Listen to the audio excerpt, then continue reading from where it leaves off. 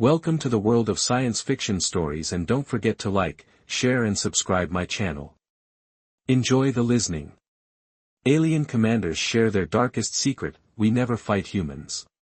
The Galactic Confederation study ship hung silently above Earth, cloaked from detection by technology centuries beyond human understanding. Commander T stood on the observation deck, his tall slender form casting a long shadow across the polished floor. His skin, a pale gray that reflected the soft blue lighting, wrinkled around his large eyes as he studied the data flowing across multiple screens. Earth turned slowly below them, a blue-green jewel against the blackness of space. The planet appeared peaceful from this distance, but the data told a different story. Another regional conflict has broken out, T said, gesturing to a blinking indicator. Their seventh this decade. Jiho moved closer, his four eyes blinking in rhythmic sequence as he processed the information. Unlike T's gray complexion, Jiho's skin had a slight purple tinge, marking him as from the southern colonies. Fascinating, Jiho remarked. Look at their production rates during wartime. They've doubled their technological output in just 5 standard cycles. Ta nodded solemnly. It's their pattern. They fight, they innovate, they advance. Then they fight again with better weapons. The observation team had been monitoring Earth for nearly 50 years. What had begun as a routine catalog mission had evolved into a long-term study. Humans were unusual, violent yet creative, destructive yet innovative. The Confederation Council found them endlessly fascinating. The council meeting yesterday, Jiho said, lowering his voice though they were alone on the deck. There was talk of opening diplomatic channels soon. Tay turned sharply. They suggested contact already. Several members believe humans are ready to join the interstellar community. Ta gestured toward the screen showing military movements across Earth's surface. Look at them, Joe. They can't stop fighting themselves. They're not ready for the complexities of galactic politics. Jiho's upper eyes narrowed while his lower ones remained fixed on the data. I tend to agree, Commander, but the Resource Division sees potential in human labor and creativity. Ta made a sound like wind through hollow reeds. Always the resources, always the expansion. He tapped a control, bringing up a historical overlay of human conflicts. They need more time. At least another century. What neither knew was that their regular reports to the Confederation had been intercepted for years. The Jua, longtime rivals of the Confederation, had developed sophisticated methods of tapping into secure transmissions. In a dimly lit command center several light-years away, General Sang reviewed the latest intercepted data on humans with growing interest. His red-scaled skin gleamed in the light of multiple displays, the ridge of spines along his head raised in excitement. Play the last transmission again, he ordered. A subordinate tapped controls and Commander Ta's voice filled the room. Their adaptability in combat situations exceeds any species we've encountered at this development stage. They create solutions we wouldn't conceive of. Sang's mouth, filled with pointed teeth, curved into what his species considered a smile. The Jua had been at war with the Confederation for nearly 30 years, a grinding conflict that stretched across multiple star systems. Their resources were depleted, their forces tired. These humans could be exactly what we need, Sang said, rising from his command chair. His tall, powerful form towered over his officers. They fight creatively, they adapt quickly, and the Confederation considers them too primitive to contact. His second-in-command, a battle-scarred veteran named Ba, looked uncertain. The protocols forbid interfering with developing worlds, General. Protocols the Confederation created, Sang snapped. We've never agreed to such restrictions. He paced the command deck, his clawed feet clicking against the metallic floor. Prepare 3 ships. We'll make contact immediately. Should we not study them further? Ba suggested cautiously. No time, Sang replied. The latest reports from the front lines are concerning. We need an advantage now. 3 weeks later, as dawn broke over the eastern United States, 3 massive ships appeared in Earth's sky. Unlike the sleek observation vessel of the Confederation, the Jur ships made no attempt to hide. They positioned themselves over major cities, New York, Beijing, and Moscow, their massive hulls blocking the morning sun. Global panic ensued. Military forces worldwide went on high alert. Communication systems overloaded as billions tried to understand what was happening. Religious groups proclaimed the end times. Stock markets crashed. Then, the messages began appearing on every screen in every language. The Jur presented themselves as friends seeking alliance against galactic oppressors. They offered technological marvels beyond human understanding, clean energy, advanced medicine, faster transportation, all in exchange for military partnership. "We ask only for your unique skills," the message concluded. "Help us secure peace among the stars." World leaders gathered in emergency session. Military analysts debated the aliens' true intentions. Scientists examined the limited technological samples the Jur provided. This could advance humanity by centuries, argued one faction. It could also lead us into a war we don't understand, countered another. After weeks of tense negotiation, Earth's major powers reached a cautious agreement. They would provide limited military support, special forces units, tactical advisors, combat engineers, in exchange for specific technologies. The arrangement would be reviewed after 1 Earth year. The Jur, expecting resistance, were pleasantly surprised by the relatively quick agreement. General Sang addressed his war council with satisfaction. "The humans are even more eager than we anticipated. Their desire for advanced technology overrides their caution." Far away in the central hub of the Confederation, analyst Ha reviewed the intelligence with growing alarm. Unlike most of her kind, her skin was an unusual shade of blue-gray, marking her as from the coastal regions. Her large eyes darted between screens showing Jur ships departing Earth with the first contingent of human soldiers. "They've done it," she said, her voice tight with concern. "The Jur have recruited humans." Her superior, Director Quan, studied the data with his 3 eyes narrowed. The council underestimated Jur desperation. Ha brought up combat simulations based on human military history. "We must warn High Command immediately. These humans exhibit concerning tactical adaptability. Their unpredictable approaches to warfare could completely destabilize the conflict." "Perhaps this will be a minor development," Quan suggested hopefully. Ha's expression remained grim. "No, Director. I've studied them extensively.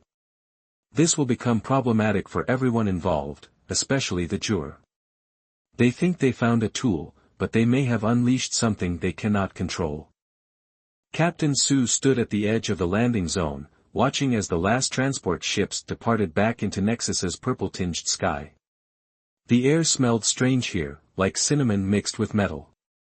Around him, his squad of 40 human special forces soldiers checked their equipment and studied their new surroundings with professional curiosity. "So this is what an alien world looks like," said Lieutenant Han, coming to stand beside him. "Doesn't seem that different from the volcanic regions back home." Su nodded, his eyes scanning the horizon. Nexus was mostly flat with occasional rocky ridges rising from expanses of purple vegetation that resembled tall grass. The twin suns overhead cast double shadows that took some getting used to. "Different enough," Su replied. "The gravity's lighter, air's thinner. Stay hydrated." 6 months had passed since Earth had entered its alliance with the Jur. After intensive training on Earth with alien technology and tactics, this was the first deployment of human forces to an actual conflict zone. Su's team had been selected for their adaptability and combat experience, qualities the Jur specifically requested. A Jur officer approached them, moving with the characteristic fluid grace of his species. Colonel Quan stood nearly 7 feet tall, his red-scaled skin catching the sunlight. The tendrils around his face, sensory organs that detected changes in air pressure and temperature, waved gently as he walked.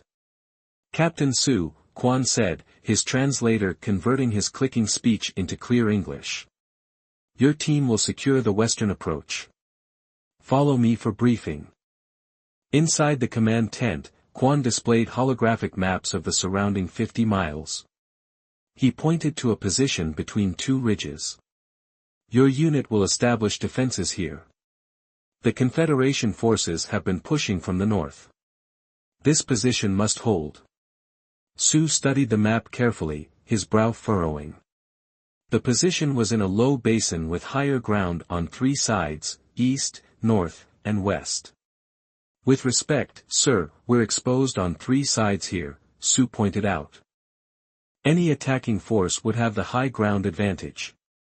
Quan's facial tendrils twitched in what the humans had learned indicated irritation or dismissal. "Follow orders, human. Our doctrine has served us for centuries." "Standard doctrine would suggest holding the ridge line instead," Su persisted. "We could cover more territory with fewer troops." "The ridges are unstable," Quan replied curtly. "We've lost troops there before. The basin position is final." Later, as his team set up their defensive perimeter in the basin, Lieutenant Jean approached Su.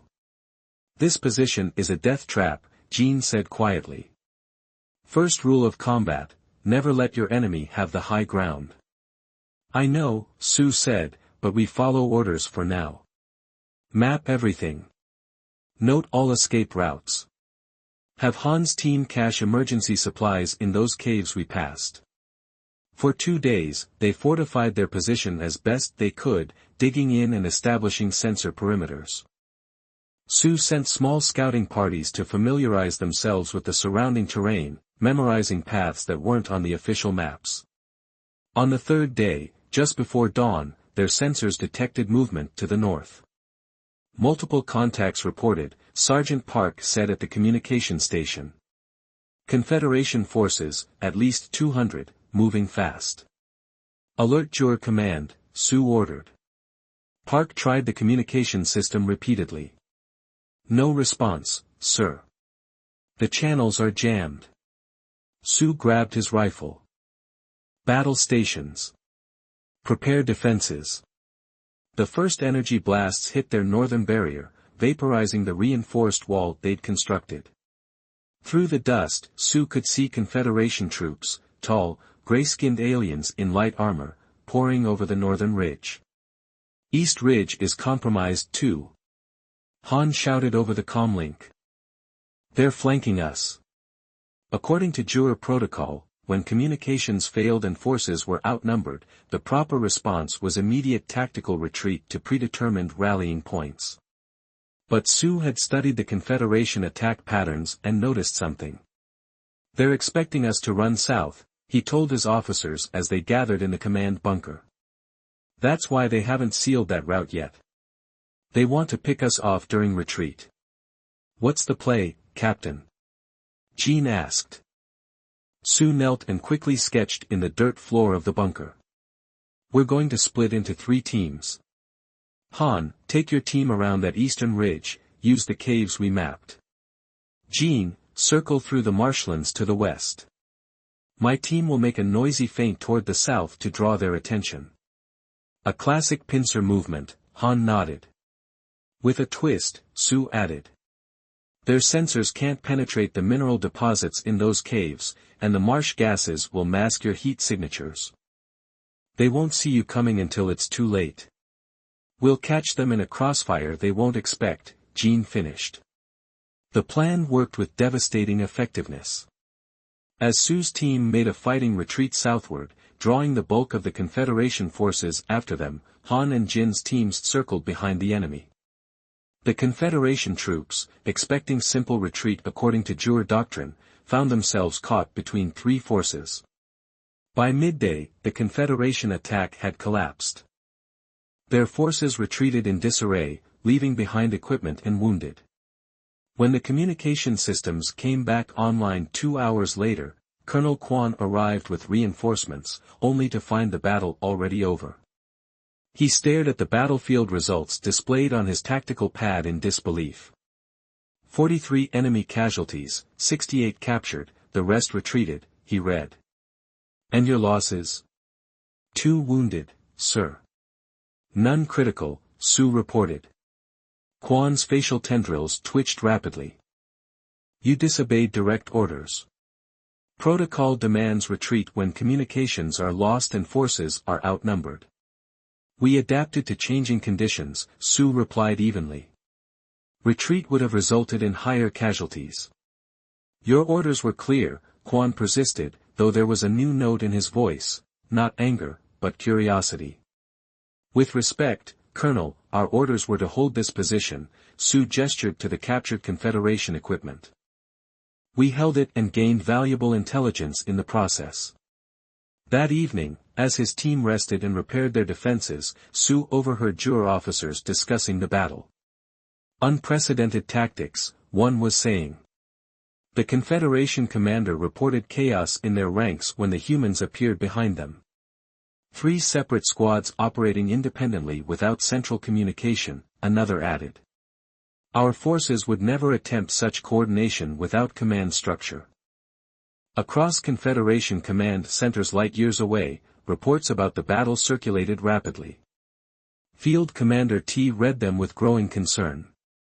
The humans fight unlike any species we've encountered, he wrote in his assessment. They don't follow predictable patterns. They improvise constantly. He paused before adding the final line, we may have greatly underestimated the danger they pose if properly motivated and equipped. General Sang stood before the Jur High Command, his posture rigid with pride as he presented the battle statistics from the past 3 months. The massive chamber, carved from a single piece of red crystal, amplified his voice as he spoke. The human units have achieved an 87% success rate across all engagements, he announced. Their casualties remain minimal while Confederation losses continue to mount. The 7 members of the High Command exchanged glances. Supreme Commander Da, the eldest among them, leaned forward on his crystalline throne. These results exceed our projections, Da said. How many human soldiers achieved this? Just under 500, Sang replied. A murmur ran through the chamber. One of the commanders, her scales a deeper red than the others, spoke up. 500 against Confederation battle groups numbering in the thousands. Yes, Commander Ren. The humans use small teams operating independently. They strike with precision rather than overwhelming force. Da tapped his clawed fingers against the arm of his throne. We need more of them. Back on Earth, the United Defense Council received the Jur request for additional troops with mixed reactions.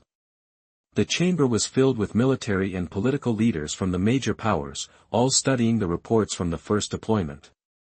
They want 5,000 more personnel, Defense Secretary Lee announced. Special forces, tactical advisors, and engineering teams.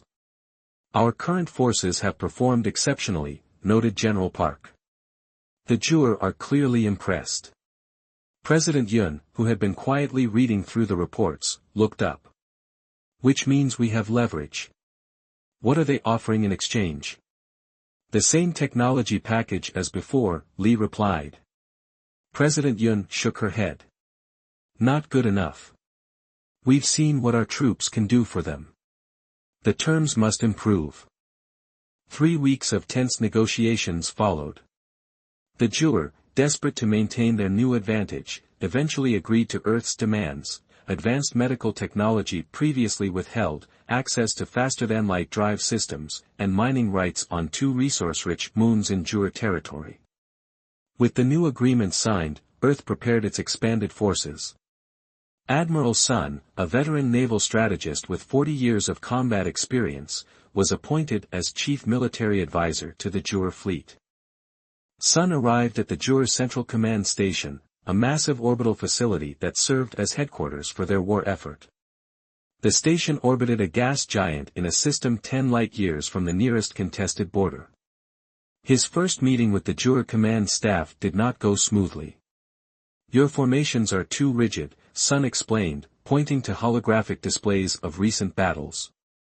Your response time's too slow. We need to introduce unpredictability. Colonel Quan, recently promoted for his sector's success with human troops, translated for the other commanders. Many responded with skepticism. Our battle doctrines have been refined over centuries, one commander objected. The hierarchical command structure ensures order and discipline. It also ensures predictability, Sun countered. The Confederation knows exactly how you'll respond to any given situation. That's why they've held their own despite your technological advantages. He pulled up footage from Captain Su's engagement on Nexus. Look here, small units acting independently, making tactical decisions in the field without waiting for orders from above. This is how we'll win. Chaos, another commander muttered. Adaptability, Sun corrected. And your forces can learn it. Over the next months, Sun implemented new training protocols. Juror officers resistant to change were reassigned, those who embraced the human methods were promoted. The rigid command structure began to loosen. Sun introduced concepts the Juror had never considered: psychological warfare, guerrilla tactics, decentralized command. Most radical was his insistence that junior officers be empowered to make battlefield decisions without consulting superiors. Trust your subordinates, he told a class of juror officers. They see the battlefield from angles you cannot. The results were dramatic. Confederation forces, accustomed to the predictable juror responses, found themselves facing an enemy that seemed to anticipate their every move. Supply convoys were ambushed along routes previously considered safe. Command centers suffered precision strikes during shift changes. Small juror units would appear, cause damage, and vanish before counterattacks could be organized. The Confederation began losing ground across multiple sectors. 6 months into Admiral Sun's tenure, juror forces captured a Confederation command ship. Among the prisoners was Commander Wu, a high-ranking Confederation officer with access to their strategic planning. Admiral Sun personally conducted the interrogation, using no coercion beyond pointed questions and psychological pressure. Your forces are retreating across all sectors, Sun noted. Why haven't you adapted to our tactics? Wu, his gray skin pale from stress, stared at the human with his large eyes. We've tried, he admitted. But your approaches defy analysis. When we prepare for one tactic, you employ another. That's basic strategy, Sun replied. Nothing special. Perhaps for humans, Wu said. Our species values order and pattern. Yours seems to thrive in chaos. He leaned forward, his voice lowering. Your human allies don't just defeat us, he continued. They break our will to continue fighting. They target our supply lines rather than our strongholds. They attack when we rest and vanish when we respond. Our troops fear night operations now, they say humans can see in darkness. Sun made notes. An interesting psychological advantage. We'll exploit that.